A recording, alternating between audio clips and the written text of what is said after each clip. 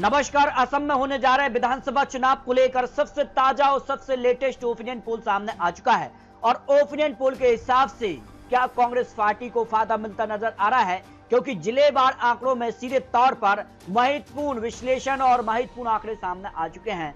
ताजा सर्वे के हिसाब से असम में इस बार क्या कांग्रेस की वापसी होने जा रही है, इस पर चौंकाने वाले ओपिनियन पोल के आंकड़े सामने आ रहे हैं, क्योंकि अपने अपने जीत के दावे किए जा रहे हैं और ज्यादा वक्त बचा नहीं है, क्योंकि मार्च अप्रैल में असम में चुनाव भी होने हैं। और ऐसे में बात की जा रही है कि यहाँ चौंकाने वाले आंकड़े असम को लेकर सामने आ रहे हैं। वर्तमान में भारतीय जनता पार्टी की सरकार है, लेकिन अपने दम पर भारतीय जनता पार्टी को बहुमत का आंकड़ा नहीं मिला था, क्योंकि 64 सीटों पर बहुमत का आंकड़ा मिलता है और भारतीय जनता पार्टी को 60 सीटों पर जीत मिली थी। वही कांग्रेस को यहाँ 29 सीटों पर जीत मिली थी और AIUDF को 16 सीटें मिली है। माना जा रहा है कि कांग्रेस और यहाँ पर AIUDF का गठबंधन बन सकता है, और ऐसा अगर होता है तो फिर क्या कुछ मामला बनता है, क्या असम में भारतीय जनता पार्टी को झटका लग सकता है। जो आंकड़े हैं वो चौंकाने वाले सामने आ रहे हैं। तो असम को लेकर बात की जाए, करीमगंज की 5 सीटों में भारतीय जनता पार्टी एनडीए गठबंधन को 4 सीटें, कांग्रेस गठबंधन यानी इंडिया गठबंधन को यहाँ पर 1 सीट और अन्य पार्टी 0 सीट पर सिमटती नजर आ रही है। जबकि धूपगढ़ की 7 सीटों में से भारतीय जनता पार्टी एनडीए गठबंधन को 5 सीटें मिल सकती हैं, कांग्रेस इंडिया गठबंधन को 2 सीटें, अन्य पार्टी यहाँ पर 0 सीट पर सिमट सकती है। जोरहाट की 3 सीटों में 2 सीटों पर एनडीए और 1 सीट पर इंडिया गठबंधन की जीत की संभावना नजर आ रही है। जबकि कछार की 7 सीटों की बात किया है तो एनडीए गठबंधन को 3 सीटें, जबकि इंडिया गठबंधन को 4 सीटें और अन्य पार्टी को 0 सीट की संभावना ओपिनियन पोल में दिखाई दे रही है, जो सबसे लेटेस्ट और नए आंकड़े निकलकर सामने आ रहे हैं। उदलगुली की 3 सीटों में बात की जाए तो भारतीय जनता पार्टी एनडीए गठबंधन को 2 सीटें, कांग्रेस इंडिया गठबंधन को यहां पर 1 सीट और अन्य पार्टी को 0 सीट की संभावना दिखाई दे रही है। कामरूप ग्रामीण की 6 सीटों में से भारतीय जनता पार्टी एनडीए गठबंधन को 1 सीट मिल सकती है, कांग्रेस इंडिया गठबंधन को 4 सीटें और अन्य पार्टी को भी 1 सीट पर जीत की संभावना ओपिनियन पोल में दिखाई दे रही है। जबकि बात जाए तो यहाँ पर कोकराझार की 3 सीटों में एनडीए को सभी तीनों सीटों पर जीत की संभावना ओपिनियन पोल में नजर आ रही है। कांग्रेस अन्य पार्टी को 0 सीट मिलती नजर आ रही है। गोलाघाट की 5 सीटों की बात किया तो यहाँ पर एनडीए को 1 सीट मिल सकती है, कांग्रेस इंडिया गठबंधन को 4 सीटों पर जीत की संभावना ओपिनियन पोल में दिखाई दे रही है। जबकि गोलपाड़ा की 3 सीटों की तो यहाँ पर 1 सीट एनडीए और 2 सीटों पर इंडिया गठबंधन का पलड़ा ओपिनियन पोल में भारी नजर आ रहा है। ओपिनियन पोल के आंकड़ों में अगर बात करें तिनसुकिया की 5 सीटों में तो यहाँ पर भी सीधे तौर पर एनडीए को 1 सीट और इंडिया गठबंधन को 3 सीटें और अन्य पार्टी को 1 सीट पर जीत की संभावना ओपिनियन पोल में नजर आ रही है। सालमारा की अगर बात करें 2 सीटों में 1 सीट एनडीए और 1 सीट इंडिया गठबंधन के पक्ष में यहाँ पर जा सकती है। जबकि दरांग की 4 सीटों में एनडीए को 1 सीट और इंडिया गठबंधन को 2 सीटें, अन्य पार्टी को 1 विधानसभा सीट पर जीत की संभावना ओपिनियन पोल में नजर आ रही है।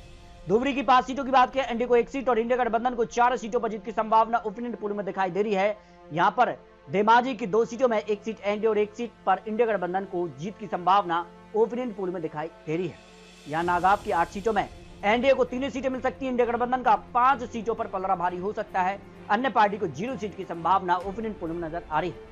नलबाड़ी की 3 सीटों में एनडीए को यहां पर 0 सीट और इंडिया गठबंधन को सभी तीनों सीटों पर जीत की संभावना ओपिनियन पोल में दिखाई दे रही है। जबकि बक्सा की 3 सीटों की बात किया तो 1 सीट एनडीए और 2 सीटों पर इंडिया गठबंधन की जीत की संभावना ओपिनियन पोल में नजर आ रही है। यहाँ पर भटपेटा की 6 सीटों में एनडीए को 2 सीटें मिल सकती हैं, जबकि इंडिया गठबंधन का 3 सीटों पर पलड़ा भारी है और 1 सीट अन्य पार्टी के पक्ष में यहाँ पर जाती नजर आ रही है। वगईगांव की 3 सीटों में एनडीए को 1 सीट और इंडिया गठबंधन को 2 सीटें, अन्य पार्टी को 0 सीट की संभावना ओपिनियन पोल में दिखाई दे रही है।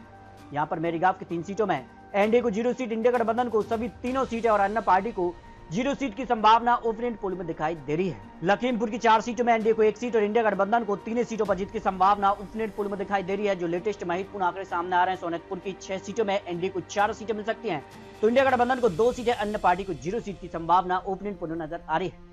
हैलाकांडी की 2 सीटों में से दोनों सीटों पर इंडिया गठबंधन का पलड़ा यहाँ पर भारी नजर आ रहा है। शिवसागर की 4 सीटों में से एनडीए को 1 सीट और इंडिया गठबंधन का 2 विधानसभा सीटों पर पलड़ा भारी, अन्य पार्टी को 1 सीट यहाँ पर जा सकती है।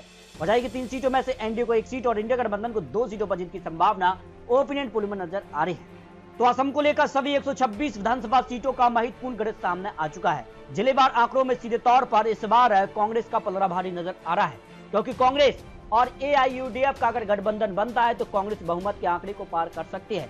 जबकि भारतीय जनता पार्टी के अपने दम पर चुनाव लड़ती है या फिर यहाँ पर असम गण परिषद और UPPAL के साथ गठबंधन करती है, ये काफी महत्वपूर्ण हो जाता है।